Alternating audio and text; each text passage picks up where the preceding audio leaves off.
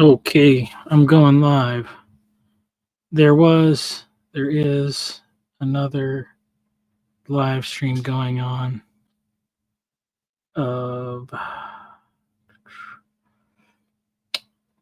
Matt talking with Henry, and I didn't know that was going on until a minute ago, and so they're 47 minutes in, and that seems like something that will be there for me to listen to later.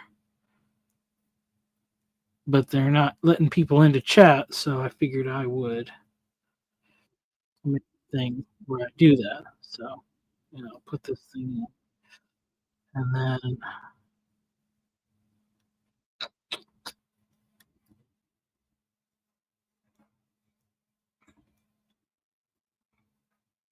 Like George Lucas I will put was my inextricably connected to Star Wars until he sold Star Wars in a way that Stan Lee was very quick to just shill it out everywhere, right?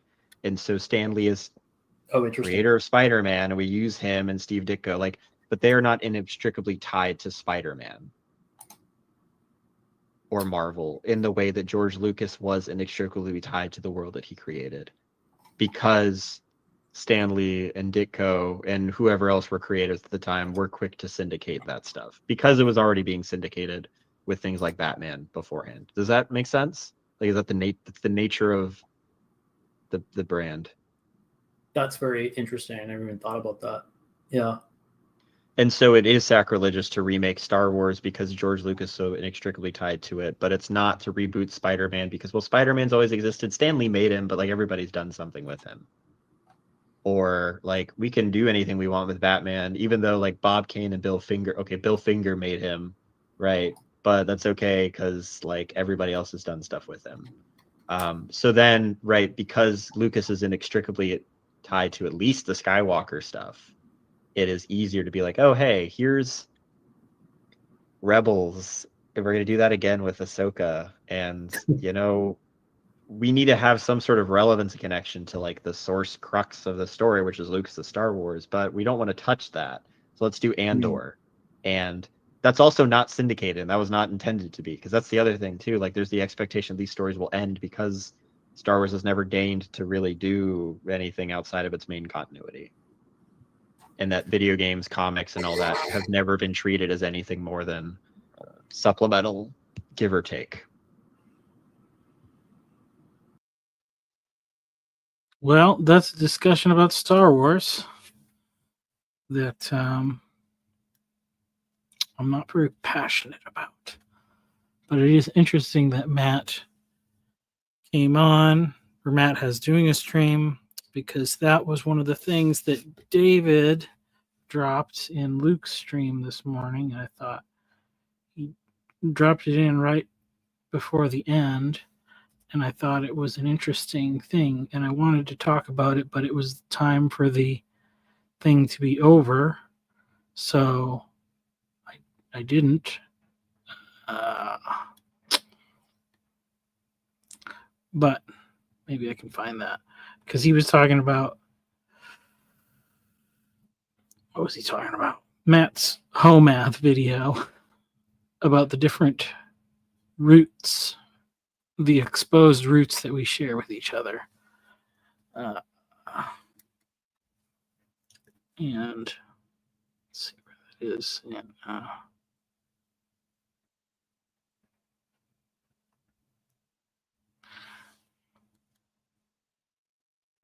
Sorry that I am late.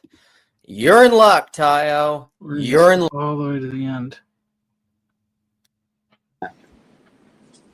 So, I like this thinking. I love it, and I'll be more critical next time. I'll definitely something. I know that there's your good version. I get it. They're not going to become the good version. I know this. Because right, and they can be highly they can have high utility. They can be very useful, but then they can cease to be useful. right? And there's a big mistake in looking at ideology as the structure itself, right? As much as I love Zizek, right? That's, I think, one of the weaknesses in his thought is he basically thinks that ideology governs everything. And it shapes things to a degree, but it's, you know, in the absence of ideology, we're still going to be building. But it's like, to me, the problem is so fundamental. Maybe it's before this part. Maybe it was whatever David was saying before that. The other time. Those kind of be able to solve tomorrow's problems with Word. Finish it out, gentlemen. Well, I'll pick up on what David said here. Okay, this is on what David Ridiculous said. things occur. Let's see. Okay. This is it's like, okay, we're happy. We're not happy. It's not just necessitating change. It's actually repeatedly telling people. David. Okay. Let's PVK. Get your screen recording ready. This Here he is the part comes. PVK David's ready to talk. Just comments on. Yeah, it's been very interesting listening. Like, I was really into Mennonite theology before, and Mennonite theology is, to me, the other consistent response besides Christian nationalism. I think you're either an Anabaptist or you're a Christian nationalist. I think those are the only options, right? So, like, the Anabaptists that I know, they're like, we don't even vote, or whatever, right? Like, the people who are very, very serious about it. I do think that there's something very important which is happening, which is like, people talk about things as like an end stage, but I think it's an aspect which is important for a transitional stage. And it's that you are continuously reminded of why you can't remain here. So an example of that is I watched this video that was just arguing that Dwight from The Office was actually a better boss because Dwight actually inspires the real workers' revolution, whereas everyone loving Michael means that there's no actual problems coming forward, right? You need a situation to be bad enough that it instigates change, right? And so some of the political moments where people are being very stupid, it's not just necessitating change. It's actually repeatedly telling people, this is why. This is exactly why. This is why it's unbearable. This is why we have to change, right? And that like, I don't know if this will connect with people. I think it's really, really great that women have a menstrual cycle, which includes them becoming incredibly sensitive. Because having a period of time of oversensitivity means that we have like a monthly period of cleaning house. Of like, it's like, okay, we're happy. We're not happy for this period of time. And let's deal with this stress and actually make changes. And if that bleeds into everything, then it'll destroy the relationship. But that those aspects are actually exactly how you get change. You get change by having ridiculous things occur. Okay, I'm going to say a few things and then try to shut up to basically give people final words. I love that. And what you were basically just preaching was Church of the Contradiction, Peter Rollins stuff, which I love, which is that, like, the problem isn't the problem. The problem is a symptom promoting change and evolution and growth. I'm very much reminded of this. I was even thinking of like addiction stuff, AA, and enabling behavior. So I watched this video once that basically spoke about, it was actually Jason's now wife, actually, her and her dad were talking about this, but it was talking about codependency and enablement, but it basically said one of the ways that an addict will never actually reach rock bottom and change and grow. And the addict is the extreme case, but think of like any case where someone needs to change, right? To what David was talking about is, the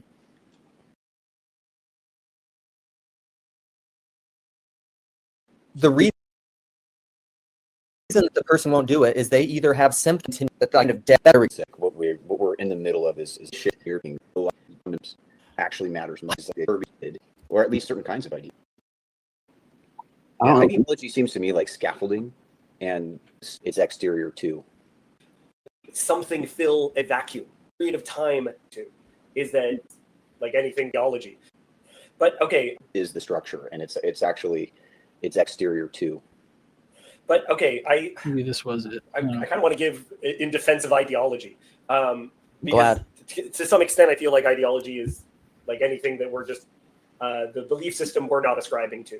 Is that to me, we are in a period of time demanding something fill a vacuum. And so we need another thing that fulfills ideology. We can't just reject it, because the communists and all of everything that's happening right now, everything that's exploding, it's exploding because they have to join a movement. There's no movement option. Yes, there is.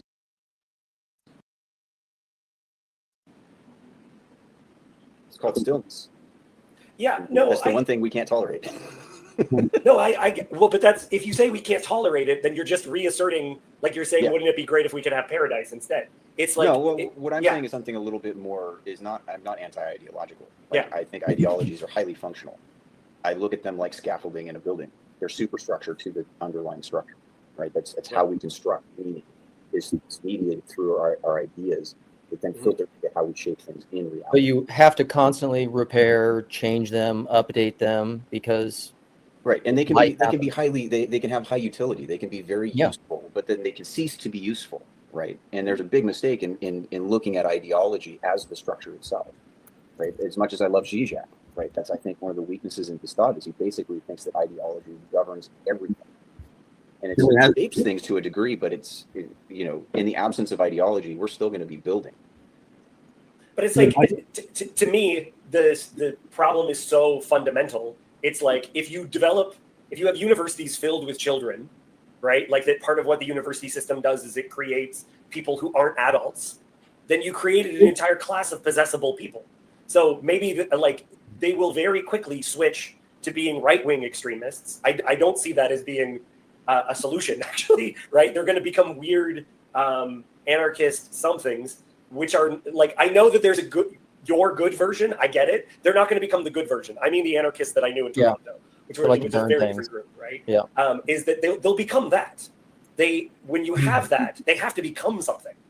Right. And we don't have the not becoming option. All right. Sorry, guys. We got to do final words. Quick final words. Brad. My final word will be a question, I guess, for David. But what could we possibly ask?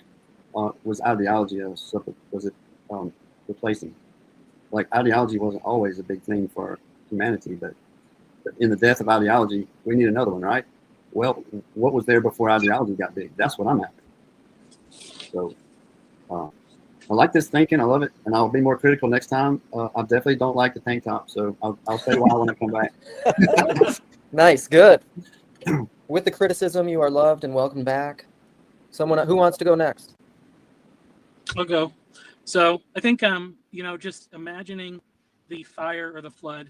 Take time to think about what would really happen and what would you grab, and then when you're on your way out of Sodom and Gomorrah, just don't look back. If you got what you need, don't look back. Good word. Okay. Jed, David. You know what? I don't have anything clever to say. Just is good to see you guys. It's always interesting discussion. And, absolutely. Nice to talk. I'm stuck right now on what Matt was saying in his little bitty on flowers. If you it was right at it was the last 2 minutes. That's why I missed it. Watch that, Matt C.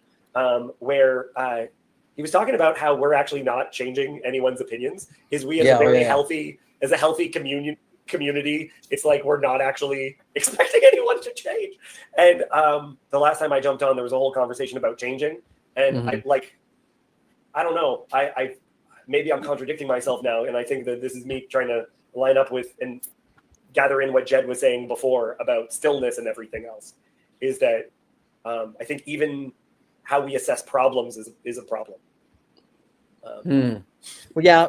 So I'm going to end with this because I agree, and it's a riff on that and Matt C's thing, because I think change is slow. Change is not dependent on your will. I think it's planting seeds and their death and rebirth, and I think it's more like we do not change our minds or other people's minds through the exertion of our will and propositional arguments. It's not the way that it works. Yeah. I think the changing of our minds happens slowly through the planting of seeds and faith and trust. And ultimately, it's the work of God in us. And I think we are doing that. It's just not through facts and logic. Yeah. And to mention Federici there in the comments, I do believe that people change. I changed a huge amount. I was not a Christian when I was younger. And I just don't know how to reproduce change. Right. Right. That's manufacture. you don't know how to manufacture change, maybe. I find it pretty difficult to reproduce. Even in a beautiful organic way, I still find it difficult to reproduce change. Here we go. I'll end it with the Bible. Receive with meekness the implanted word, which is able to save your souls. How about that? All right, thanks for coming. All right, that's it. That's all we got. Ending the stream. Love you guys. Thank you. Oof. Now it's playing stuff I don't want to do. Al, is this the Hofstadter? I've not read this book, but I picked it up.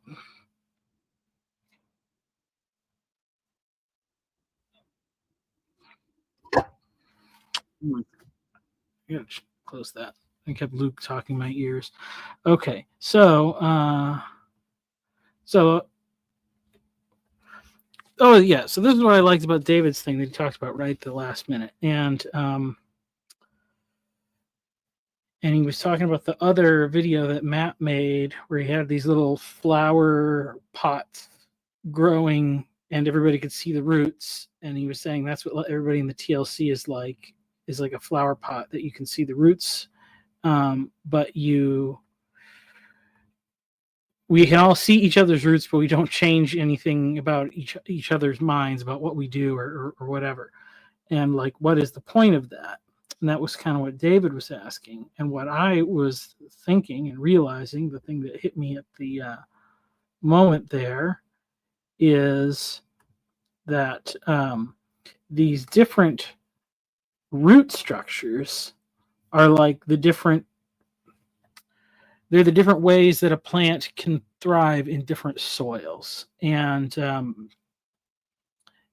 the value of that, is that when you're going into an unknown future, you don't know what, if you're in exile, if you're being carried out from the flood or whatever, you don't know why, you don't know what to expect or what environment you're going to be in. But it is helpful if you know, where is it? It's hard to find this thing. Oh, here it is. So it's helpful to know what will thrive in the soil of the place you are going to. And so I think the value, I can see, of having these conversations with different people is to see the other things that work. So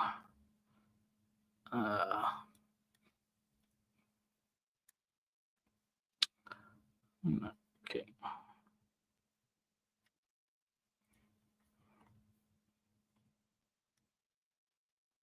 All right.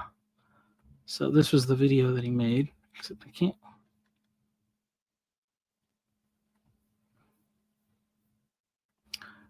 I don't like my computer right now. It's not doing what I wanted to do. That's okay. So he made this video. That's the one that David was talking about. And yeah, so my thought is, we all get to know each other and we all say like, hey, we all got to this reasonably good place of being adults and having our lives semi figured out. And the interesting thing is that we all took very different paths to get there. And, you have different mixes of theological beliefs and presuppositions and cultural histories, but they all are capable of producing a person or a culture that survives and thrives. And so the value is to know what somebody's background is and how their roots develop and all those things. If you collect these things and you collect these stories, from Wales, hello, then you are giving yourself options or knowledge that will be valuable in the future. And I think you can see this even when you read the Bible. There's these different periods that are sort of similar. Abraham goes into a kind of an exile, and then Jacob and his sons go into Egypt is another kind of exile. Then you have the exile out of Egypt into the wilderness, and then they go into the land and then back out into Babylon. And having in each time that the Israelites do these moves, they innovate some things in their new place, and they carry out some of the things that they borrow. And it's just this way that cultures mix. But it makes you very flexible and resilient. And so like that's what I think we're doing, is collecting different cultures and things from people. So that was the connection that I wanted to make with Matt's video. Let's see if I can see at some point here.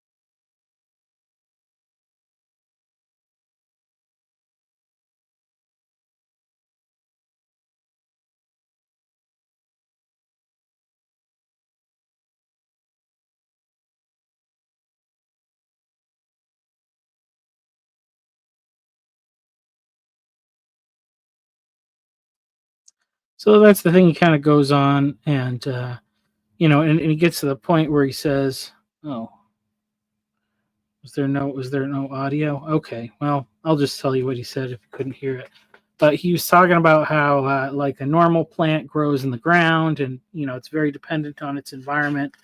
And then TLC, or all these little internet subcultures, you have people meeting, and we're all like these plants in little hydroponic flower pots or something, and we all bring our own little root system and environment with us, and it keeps us from being destabilized,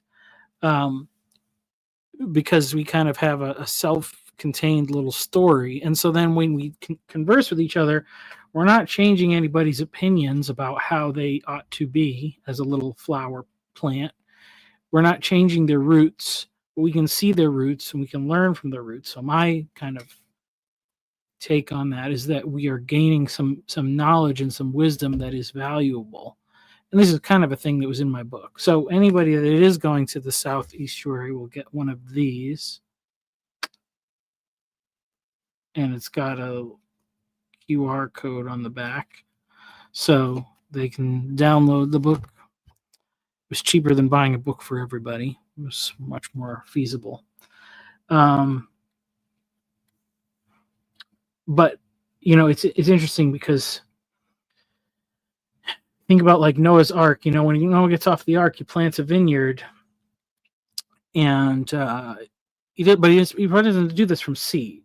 He probably takes a plant with him. In fact, they probably took as many plants as they could with them, because that was food that you could grow. So you wouldn't just bring seeds; you would bring potted plants on a journey like that.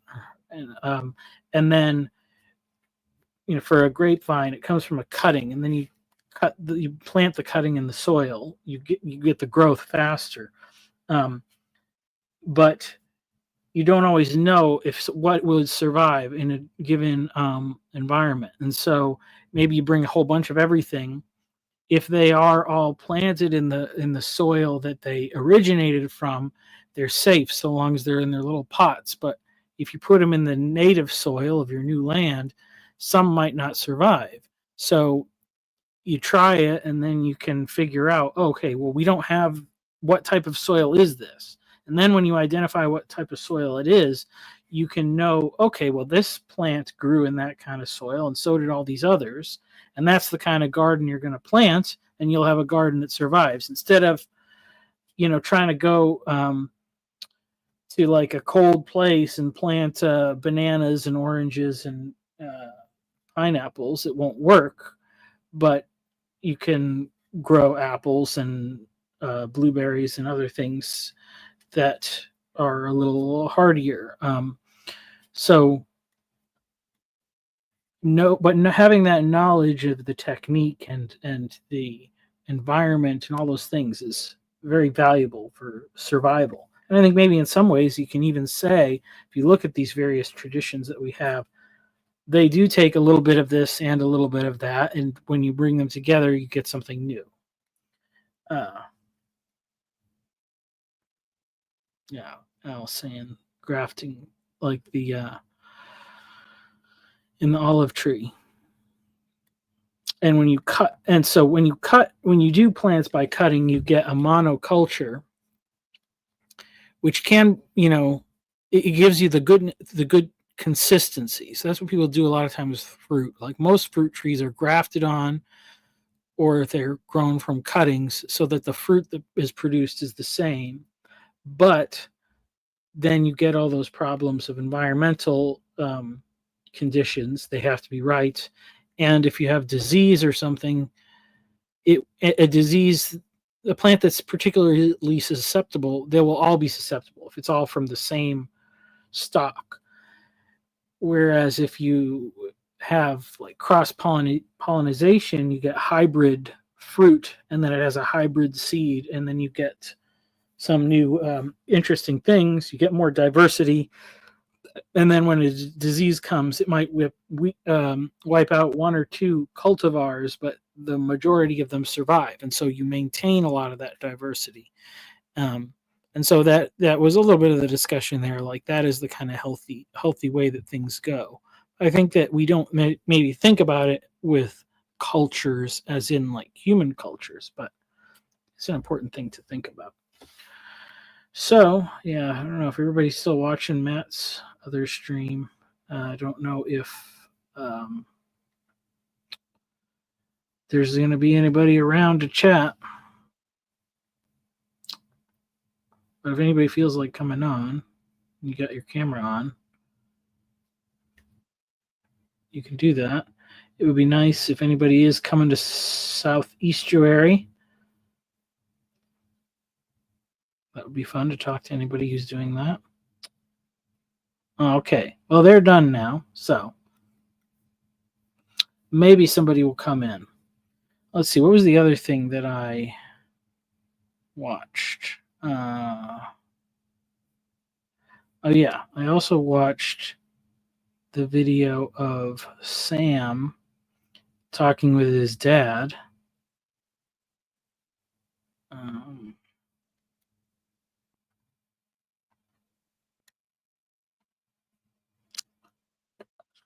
Where's that?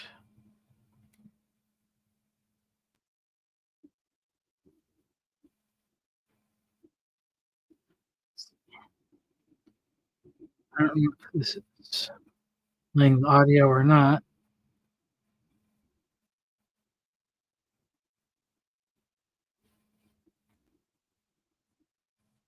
Can people hear this? I don't know if you can hear it or not, but it's Sam talking to his dad.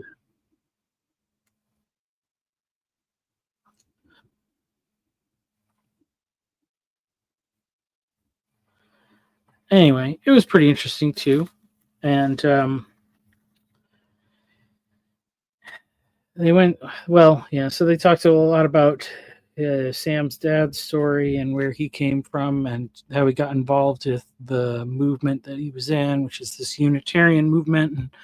But really, the main focuses were on the kingdom of God and some eschatology stuff.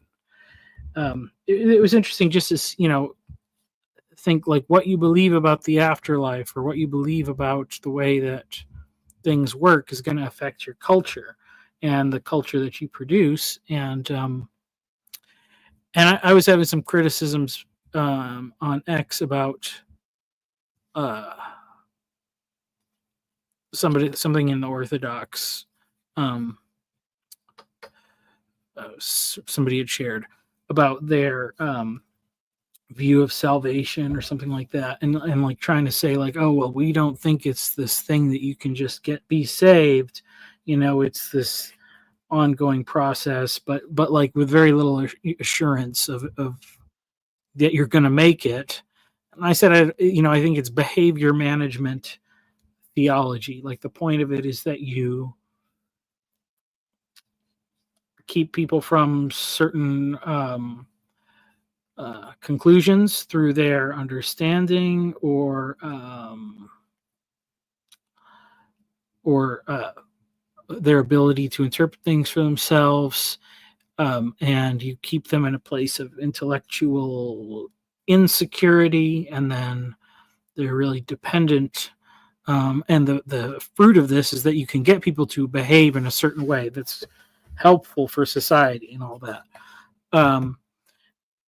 And the interesting thing was that in that talk, they really had a lot of things about how many different theological beliefs were kind of made taboo, like even some of these end times beliefs, and essentially turned into a kind of millennialism, that there was no future like hope on this earth, that it's just kind of a heaven and hell when you die, and no real ultimate eschatological conclusion. Although I think they kind of said there is, but there's no way of knowing where we're going in time or what's happening next. And that it was interesting to see how it was like, oh well, really it wasn't even until the kind of 19th century when people had the opportunity to just go back to the text and look straight and figure out what it was saying and how it could possibly be read. So it's a sort of an interesting support of like the dispensational view, which has gotten a lot of flack, but to me, I think it makes a lot of sense of things when you read straightforward. It's removing, I think, a lot of artificial frameworks about like how you're supposed to approach a theological book. So I thought it was a good conversation. And then they just kind of throw in the Unitarian thing at the end, which I don't think is necessary, but I'm not offended by it. I'm not going to anathematize people. And I guess you could say, in some sense, I support it because it works. It's functional, and so yeah. So it's so it was a good talk too. So those are the things that I was doing, and yeah. Guess I'll just give it another minute or wait until 4:00. See if anybody else wants to come on.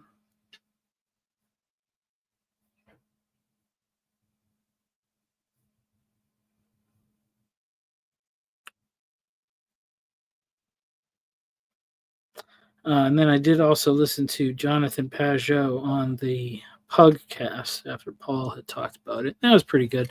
I kind of don't like those guys or Jonathan Pajot and the Pugcast guys for the same reasons, but I guess where they tend to disagree a little bit, or where they do agree, where they disagree, it was an interesting conversation. So it was pretty good. Yeah.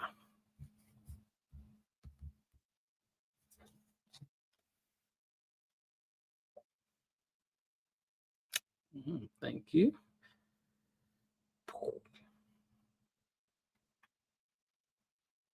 Maybe people are already en route. I don't know. I'm flying out in the morning, so should get there around noon, and then be at the place early in the afternoon, 2:00 or so. So, but I suppose I know Grimgriz is driving. He had a members video.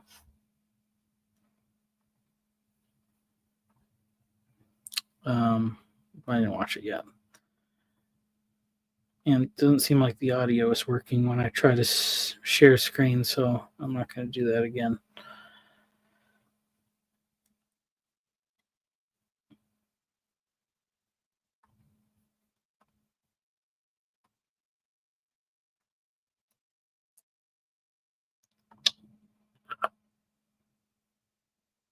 Let's see one more.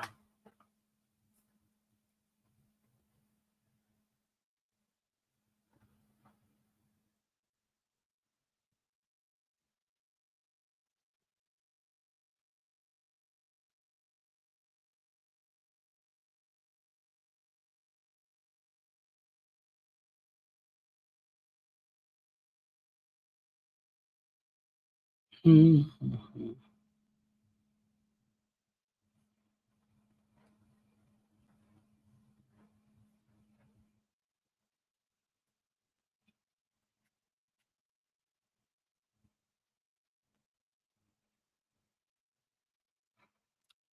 Stillness.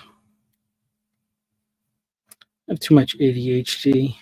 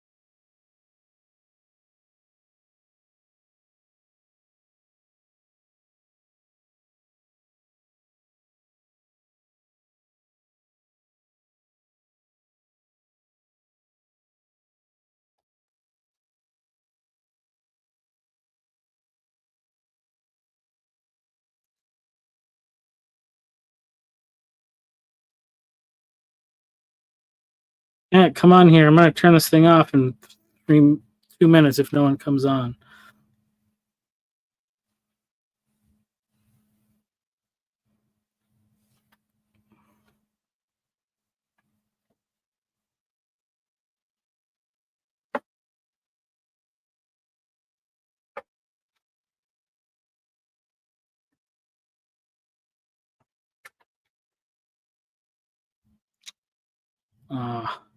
Selfish.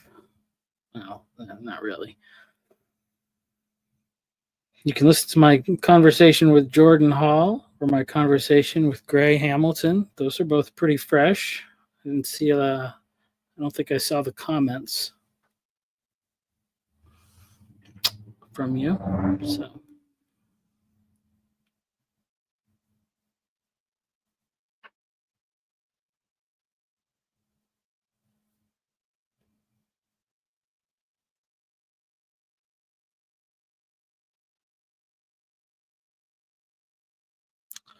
top moments of Southeastuary.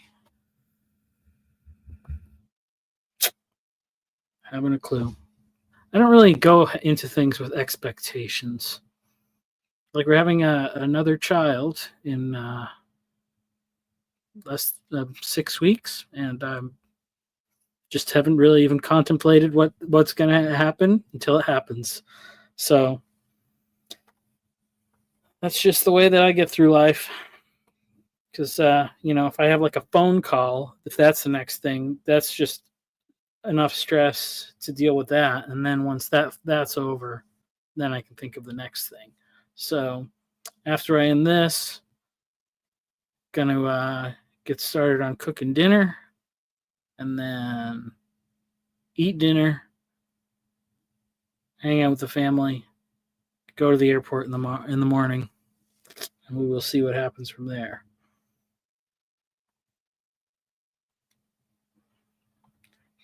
Gray is interesting. He's a modern day knight in many ways, a jouster, or the 21st century equivalent of one of King Arthur's knights. That's how I frame the conversation a little bit. All right, well, it's 4 o'clock, so see ya.